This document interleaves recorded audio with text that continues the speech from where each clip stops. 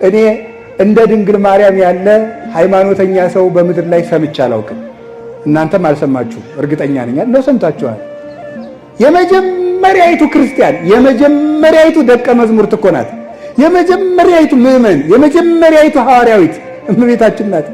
የመጀመሪያይቱ ሰው ሊውጠው የማይችለውን ከባድ ነገር ከሰው አስቀድማ መጀመሪያ ያመነችው እመቤታችን አምላክን ትወልጃለሽ። ኧረ በፍጹም ምንድነው የምታወጉት ነው የሚባለው እኮ። ይሄም አይደረግ ነገር ነው። አምላክን ሰው አይወልደውም ሳትል ኧረ እኔ ወንድ ሳላውቅ እንዴት ይሆናል ይሄ ነገር? ለእግዚአብሔር የሚሳነው ነገር የለም ብሏታል። አዎ ለእግዚአብሔርስ የሚሳነው ነገር የለም። እሺ አለች።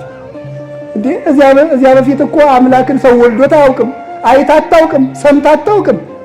ዘካርያስ እኮ አብርሃም ካረጀ በኋላ ወልዷል የሚለውን ስብከት እያወቀ አንተ ተወልዳለህ ሲለው ማመን አቅቶታል። ድንግል ማርያም ግን ተደርጎ የማያውቅን ነገር ለመጀመሪያ ጊዜ ያመነች የእምነት መሰረት ናት እመቤታችን።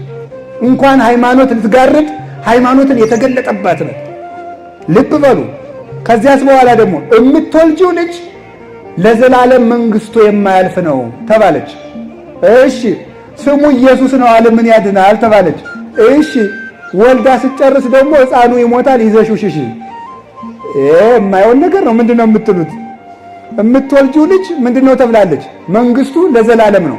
የምወልደው ልጅ ለመንግስቱ ለዘላለም ከሆነ እንዴት ሊፈራ ይችላል ብላ እምነቷ እንዴት አልተነካባትም? አይገርማችሁም? የኔ ልጅ ኢየሱስ ነው። ኢየሱስ ማለት መድኃኒት ነው። ዓለምን የሚያድን ከሆነ የአንድ ሰፈር ንጉሥ ፈርቶ እንዴት ይሰደዳል? ሬ ንግር ፈርቶ የሚሰደድ ከሆነ እንዴት አምላክ ብዬ ልቀበለው እችላለሁ አላለችም።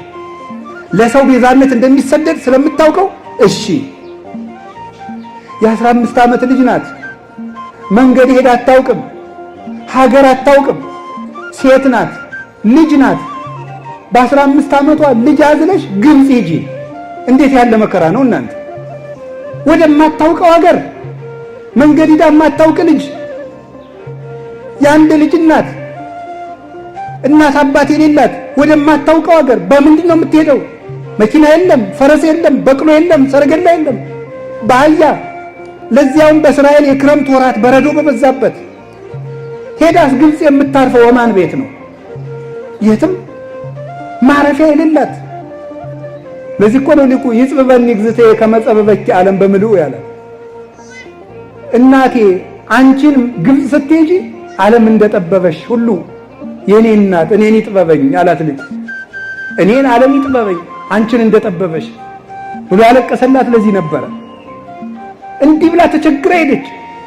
እሺ 700 ኪሎ ሜትርን በእግርሽ ሂጂ። እሺ እማን ቤት ነው የማርፈው? መንገድ ላይ ሴት ነው የማርፈው? የለም። እየተሰቃየች ሄደች። ኢትዮጵያን ደግሞ ዙራ ተንከራታ ግብፅ አርፋ ደግሞ ነይ ኢየሩሳሌም ሂጂ። እሺ የወለድሽው ልጅ ዓለምን የሚያጠግብ ነው፣ ግን ደግሞ እንጀራ ትለምናለች። የወለድሽው ልጅ ለዓለም ሁሉ የሕይወት ውሃ ነው፣ ውሃ ይጠማታል። በእግሯ ትሄዳለች፣ አውሬ ያስደነግጣታል። ተመልሳ መጣች ደግሞ ያንን ለፍታ ያሳደገችው ልጇን ደግሞ ልንሰቅልብሽ ነው ተባለ። አንድ ሳይንቲስት የተናገረው ንገራችሁ። ሁሉም እናቶች ይላል የራሳቸውን የልጆቻቸው ስቃይ የራሳቸውን ያህል ይሰማቸዋል ይላል። ገብቷቸዋል? እስኪ በሉ አንዴ ሁሉም እናቶች በሉ። የልጆቻቸው ስቃይ የራሳቸውን ያህል ምን ይላቸዋል? ይሰማቸዋል። ገብቷቸዋል ምን ማለት እንደሆነ? ምን ማለት በትክክል አሁን አንድን ሕፃን ልጅ ከእናቱ ፊት መርፌ ብትወጉት መርፌው ወደ ራሷ ሰውነት የገባውን ያህል ያማታል እናቲቱ። ልጅ ድንግል ማርያም እንግዲህ ይሄን መርፌ ብላችሁ አስቡት። ወይም ልጁን በኩርኩም ብትመቱት እዚያ ልጅ ራስ ብቻ ላይ አይደለም ያርፈው፣ ያ ኩርኩም እናቱ ራስ ላይ ያርፋል። ይሰማታል ህመሙ። አሁን ወደ ክርስቶስ ውሰዱት። አዝላ ግብፅ ድረስ የተንከረተተችለትን ልጇን ፊት ለፊት አይኗ እያየ ክንድ ሙሉ ችንካር ገብቶበት ተመለከተች። በጦር ተወግቶ አየችው፣ ደምቶ አየችው። ይህንን ሁሉ ስቃይ አይኗ እያየ የተቀበለች ናት። ግን ደግሞ በዚያው አይኗ ደግሞ ተነስቶ አየችው፣ አርጎ አየችው። ታዲያ የሰማዕታት እናት የተባለች ለዚህ እኮ ነው።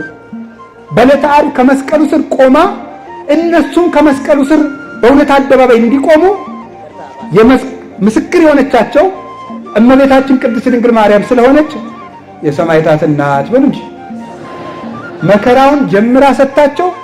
በመከራው ፍጻሜ ደግሞ ደስታ አይታ እነሱም ከክርስቶስ ጋር ቢሰቃዩ መልሰው ደግሞ በተሰቃዩበት ስቃይ ተስፋ እንደሚያገኙ ምስክር ሆና የቆመችላቸው ድንግል ማርያም ስለሆነች የሰማዕታት እናት ትባላለች።